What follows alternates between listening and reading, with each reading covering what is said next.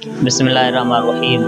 हज़रत इज़ी वक़ार अॼु मां अव्हां जे साम्हूं क़ुर्बानी जे मुतलिक़ कुझु अहम मसाइल बयानु कंदुमि।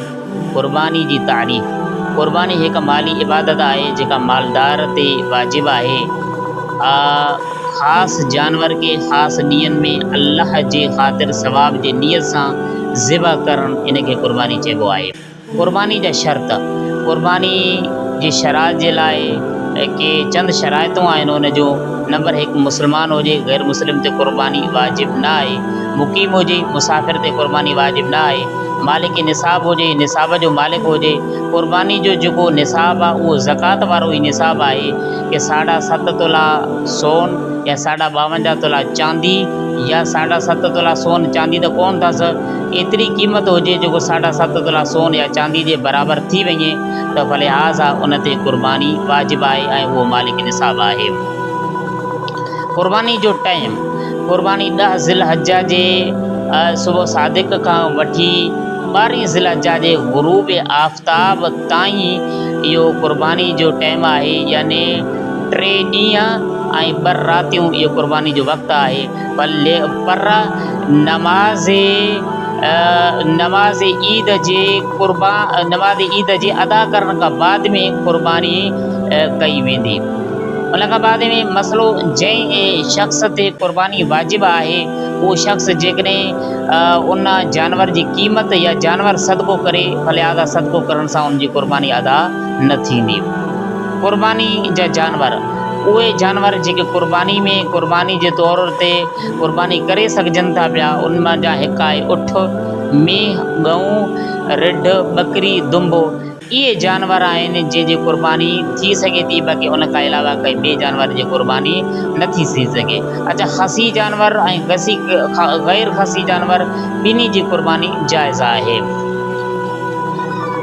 क़ुर्बानी जे जेको जानवरनि जो उमिरि उहो केतिरो सालनि जो जेकॾहिं उहो हुजे त लिहाज़ा उहो क़ुर्बानी करे सघिजे थो। उठ जेका सो 5 सालनि जो हुजे त उन जे क़ुर्बानी करे सघिजे थो।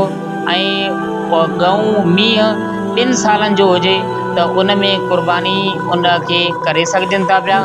ऐं 2 साल कम से कम उठ 5 साल हुजे, 5 सालनि खां घटि वारे उठ जी क़ुर्बानी जाइज़ न आहे, मथे भले वियो हुजे। ऐं गऊं ऐं मींहं उन जी बि जेका सो आहे उमिरि आहे उहा 2 साल आहे। 2 साल खां घटि न हुजे, 2 साल खां वधीक भले हुजे। ऐं रिढ, बकरी उन जी कम से कम जेको आहे उहो 1 साल जा ज़रूरु हुजनि। 1 साल खां घटि वारे जी क़ुर्बानी जाइज़ न आहे, हा साल खां वधीक वारा भले हुजनि। ऐं दुंबो या रिढ जो जेको फर आहे उहो 6 महीननि जो हुजे। पर उहो परे खां ॾिसण सां इहो मालूम थिए कि साल जो आहे, लिहाज़ा उन जी क़ुर्बानी बि जाइज़ आहे। क़ुर्बानी में शिरकत जा मसाइल, यानी क़ुर्बानी में केतिरा शरीक उन में थी सघनि था ऐं कहिड़नि जानवरनि में शरीकदार बणिजी सघनि था। उठ में 7 शरीक बणिजी सघनि था ऐं उठ, गऊं, मींहं, इहे 3 जानवर उहे आहिनि जंहिंमें 7 भाङेदार क़ुर्बानी जे लाइ थी सघनि था। बाक़ी रिढ ऐं बकरी, दुंबो, उन में हिकु ई इंसान जे तरफ़ां क़ुर्बानी थींदो, उन में 7 भाङेदार हुजणु जाइज़ न आहे। बाक़ी उठ ऐं गऊं ऐं मींहं में 7 भाङेदार हुजणु जेका सो आहे उहो जाइज़ आहे। जेकॾहिं कोई हिकु शख़्स उठ या गऊं या मींहं जो क़ुर्बानी करे बि करे सघे थो। पर हिकु आम मसइलो आहे कि जंहिं जानवरनि में शिरकत 7 उन में शरीक थी सघनि था, मिसाल तौर उठ आहे, गऊं आहे ऐं मींहं आहे, पर उन सभिनी शरीकनि जी जेका नीयत आहे न उहा सवाब जी नीयत हुजे। ईअं न कि कंहिं हिकिड़े शरीक जी जेकॾहिं नीयत सिर्फ़ु गोश्त खे हासिलु करणु हुजे त लिहाज़ा उन वक़्तु क़ुर्बानी अदा न।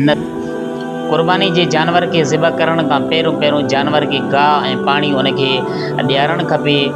गाह उनखे खाराइजे ऐं उनखे पाणी पीआरिजे, बुख ते उनखे ज़िबा न कजे।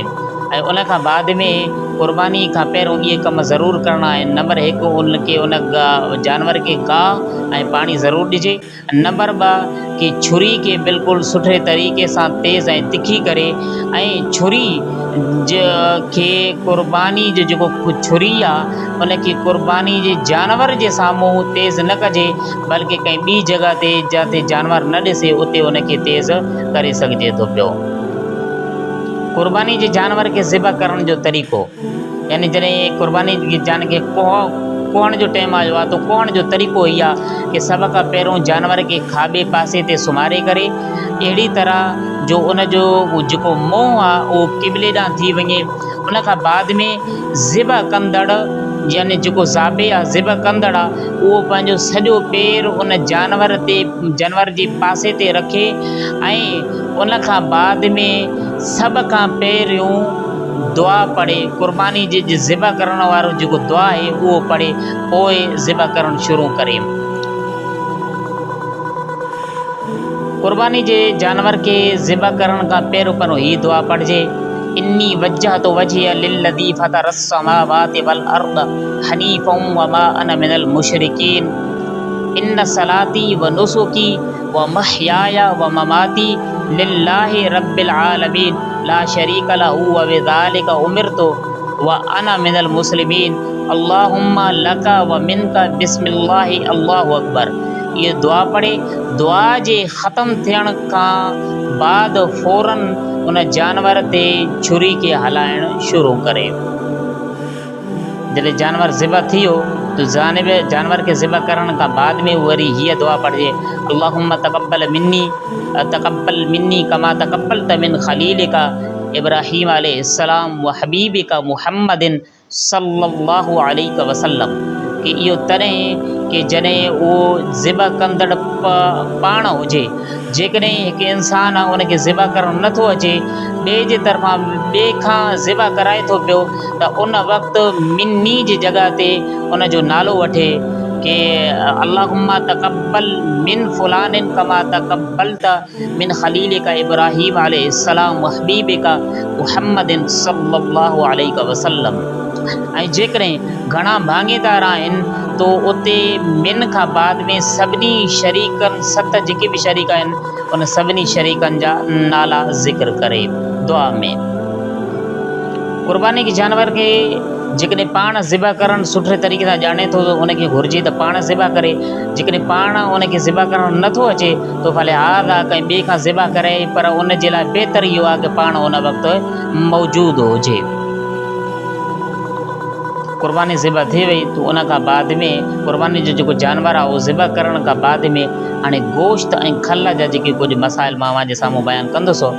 तो जेकॾहिं जानवर में मुश्तरक आहिनि या 7 शरीक वारनि जानवर आहे, मिसाल तौरु उठ में 7 शरीक आहिनि, क़ुर्बानी जानवर उठ आहे या गऊं आहे या मींहुं आहे, जेको बि आहे उन में 7 भाङेवार आहिनि, तो भले लिहाज़ आहे उनजो जेको गोश्त आहे न उहो 7 शरीक तोड़े करे उहो हर हिकु जो जेको भाङो आहे उहो तोड़े करे उन में हर हिक खे ॾिबो। ईअं न आहे कि अंदाज़े सां या अटकल सां कि 7 भाङेदारनि में उहो गोश्त न विराइजे, तोड़े करे विराइजे सघिजे थो पियो। कि छो त हीउ शरीयत जो हक़ आहे।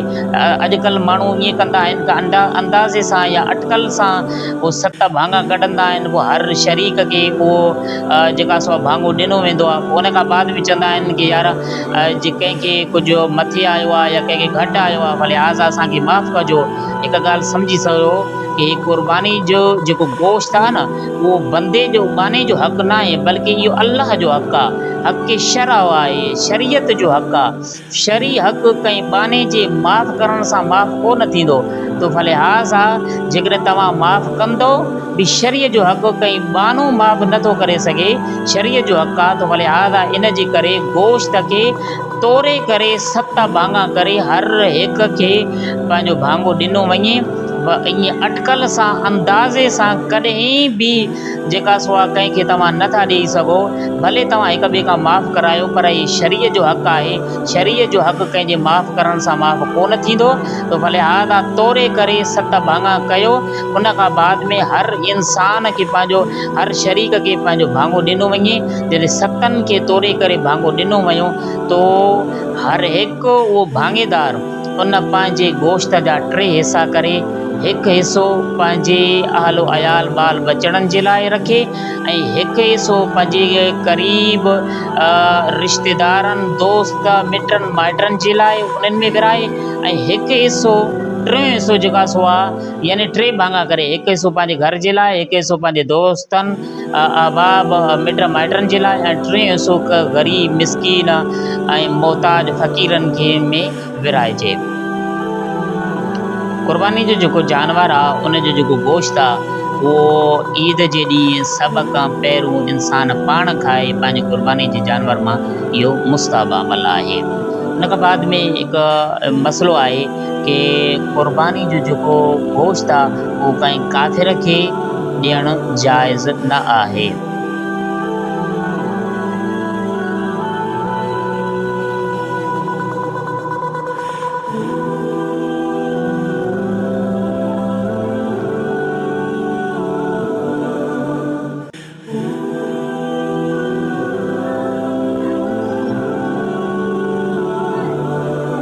क़ुर्बानी जो जानवर चूँकि तव्हां अल्लाह सुब्हानहू व तआला जे बारगाह में क़ुर्बानी कयो था पिया, रब सुब्हानहू व तआला जे बारगाह में क़ुर्बानी अहिड़ो जानवर कजे जंहिं जानवर में कोई ऐब न हुजे, उम्दा जानवर हुजे, मोटो ताज़ो जानवर हुजे, थुल्हो जानवर हुजे। छो त रब सुब्हानहू व तआला जे बारगाह में तव्हां रब जे नाले ते क़ुर्बान कयो था पिया, इन जे करे प्यारो जानवर, पसंदीदा जानवर उहो रब जे सुब्हानहू व तआला जे बारगाह में क़ुर्बान कजे। ऐं जेकॾहिं जानवर ऐब आहे तो ॾिसबो कि घटि ऐब आहे या ज़्यादा ऐब आहे। जेकॾहिं ऐब थोरो आहे तो भले लिहाज़ा क़ुर्बानी उन जी अदा थी वेंदी, पर मकरू आहे। जेकॾहिं उन जानवर में घणो ऐब आहे कि तो भले लिहाज़ा उहो उन जानवर जे क़ुर्बान करण सां उन जी क़ुर्बानी ई न थींदी। ऐबनि में घणो तफ़सील आहे, इन जे करे उन तफ़सील ॾे मां नथो वञा। अल्लाह करीम का दुआ आहे कि वो करीम रब असांखे अमल जी तौफ़ीक़ अता फ़रमाए। आख़िर दावाना अनिल हम्दुलिल्लाहि रब्बिल आलमीन।